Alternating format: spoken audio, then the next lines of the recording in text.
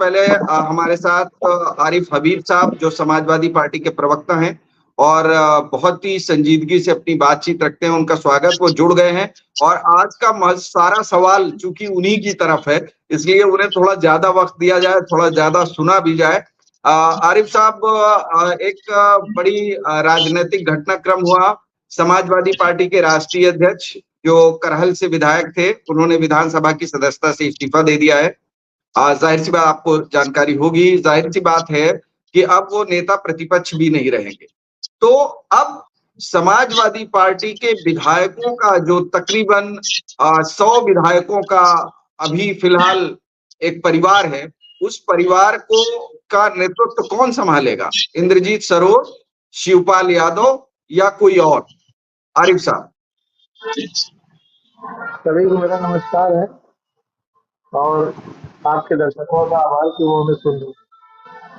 देखिए, एक संसदीय प्रक्रिया के तहत ये सब मामले तय होते हैं, चाहे टिकट का वितरण हो या नेता प्रतिपक्ष कौन रहेगा, संसदीय दल का नेता कौन रहेगा। एक संवैधानिक प्रक्रिया के तहत ये सब तय किया जाता है। अगर सर्वसम्मति से 37 सांसदों में 36 ने तय कर लिया कि आदरणीय अखिलेश यादव जी लोकसभा में पार्टी का नेतृत्व करेंगे, तो ये एक लोकतांत्रिक प्रक्रिया है और इसी प्रक्रिया के तहत नेता विपक्ष का भी चयन हम लोग कर लेंगे।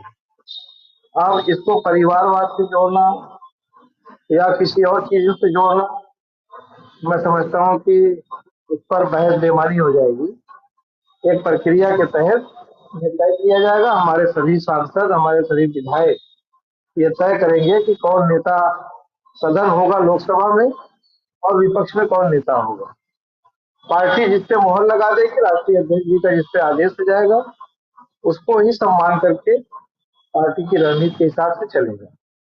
पहली बात। दूसरी चीज ये कि अभी सुनील शर्मा जी बोल रहे थे, तो ऐसे तो तमाम अपवाद आपकी पार्टी में भी हैं।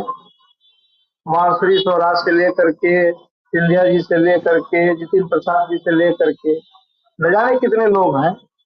अभी अभी देखिए, कैसरगंज से जो नए सांसद हुए हैं उनको ले लीजिए। तो ऐसे बहुत सारे उदाहरण हैं आपके यहाँ खुद भी। तो प्रवचन मेरे ख्याल से आपके मुखारबिन से तो ठीक नहीं लगता। दूसरी चीज मैं ये कहना चाहूंगा कि आप जातियों की बात, धर्मों की बात क्यों करते हैं? आपके प्रधानमंत्री, हमारे प्रधानमंत्री नहीं।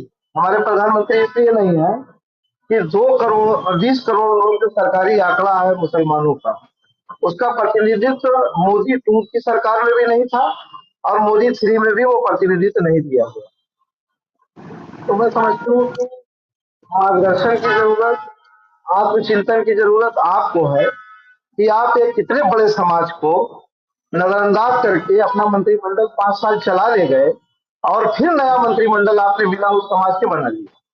तो आपके मुंह से ये बातें अच्छी नहीं लगती हैं, पहली बात। अब आप आ जाइए नेता सदन, हमारे यहाँ विपक्ष में आजम खां भी रहे हैं। आजम खां को नेताजी के जमाने में सर्वाधिकार हासिल था। क्या आपके यहाँ कोई व्यक्ति ऐसा है मुसलमानों में जिसको सर्वाधिकार हासिल हो? और आजम खां का संस्थापक रहे हैं, बेनी प्रसाद वर्मा जी संस्थापक रहे हैं, जनेश्वर मिश्रा जी को जो सम्मान था वो क्या आपके यहाँ है? आडवाणी जी मुंह खोल के खड़े थे कि मोदी जी आप कह दें कि सबसे सीनियर ये हैं, इन्होंने पार्टी को सीट के यहाँ तक पैदा पहुंचाया है, इन्हीं को प्रधानमंत्री बना दिया। क्या सोनिया गांधी की तरह त्याग करने वाला कोई व्यक्ति है क्या आपके अंदर में? मुरली मनोहर जोशी जी देख रहे थे कि शायद अडवाणी जी को न कहा जाए, मुझे ही कह दिया जाए, लेकिन सबके सीने पर चढ़ करके प्रधानमंत्री जी प्रधानमंत्री हो गए। उसी तरह से आरिफ साहब, 2017 में आरिफ साहब, मैं बात आपकी वापस ला। जी जी, कहिए। जी हाँ, एक सेकंड में कहिए कहिए, क्या कह रहे हैं आरिफ साहब, बताइए। केशव प्रसाद मौर्य जी के नेतृत्व में चुनाव लड़ा गया 2017 में, और सरकार बनने के बाद किस तरह से माननीय योगी जी मुख्यमंत्री बनते हैं, ये सारा जमाना जानता है। कहाँ लोकतंत्र है? सिन्हा जी का नाम आ रहा था, प्रसाद मौर्य जी का नाम आ रहा था, लेकिन मुख्यमंत्री वो बन गए। बहुत लोग दौड़े, चाहे जैसे बन गए, ये तो आप भी जानते हैं, हम भी जानते हैं, सारा समाज जागरूक समाज जानता है। तो लोकतंत्र की बात। आरिफ साहब, आपकी आपकी बात ये सही है। समाजवादी पार्टी का आंतरिक प्रोफेसर सुनील शर्मा आपकी तरफ आएंगे।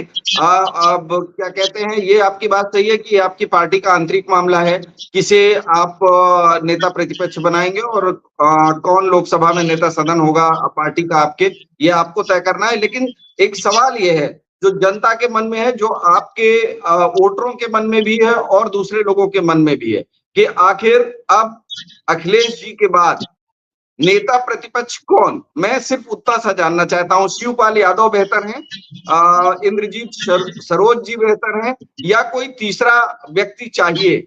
ये सवाल हमारे नहीं है, ये सवाल आपके वोटरों के हैं जिन्होंने वोट दिया है आपको। वो उनके मन में ये सवाल है कि आखिर अब नेता प्रतिपक्ष कौन, जो उत्तर प्रदेश की जनता की बात करेगा। हम ये नहीं कह रहे हैं कि सरकार बात करेगी, हम ये मानते हैं कि सरकार से ज्यादा महत्वपूर्ण भूमिका नेता प्रतिपक्ष की होती है, किसी भी सरकार को चलाने में, अंकुश लगाने में, या उसके गलत कार्यों पर ब्रेक लगाने में। ये नेता प्रतिपक्ष का बेसिकली काम ही यही है। तो अब कौन ऐसा चेहरा जो योगी आदित्यनाथ जैसे पूर्ण बहुमत वाली सरकार और भारतीय जनता पार्टी की दृष्टि में बहुत बड़े चेहरे की सरकार पर अंकुश लगाने वाला व्यक्ति कौन होगा नेता प्रतिपक्ष में, यह सवाल जनता का। तो आखिर कौन, शिवपाल यादव, इंद्रजीत सरोज, या कोई तीसरा? आरिफ साहब। परवेज साहब, देखिए ऐसा है कि मैंने फिर कह रहा हूँ कि ये हमारे जो विधायक और पार्टी के बड़े नेता हैं वो तय करेंगे और उनके मशवरे से राष्ट्रीय अध्यक्ष बनाएंगे। हाँ, जिससे पार्टी को लाभ होगा, मैं यही जानता हूँ इतना कि पार्टी से लाभ जिससे होगा, जिस व्यक्ति से होगा, वही व्यक्ति नेता प्रतिपक्ष की कुर्सी पर बैठेगा, ये तय कर लिया जाएगा। राष्ट्रीय अध्यक्ष जी ने कुछ इशारा भी किया है, तो उन इशारों की तरफ भी आप देखिए। वो ऐसा नहीं है कि परिवारवाद से होगा, वो जो भी 100 हमारे एमएलए हैं वो उनसे मशवरा मांगा जाएगा, वो जिस नाम पे सहमति जता देंगे उसी नाम को राष्ट्रीय अध्यक्ष जी फाइनल कर देंगे, वही हमारा नेता प्रतिपक्ष होगा।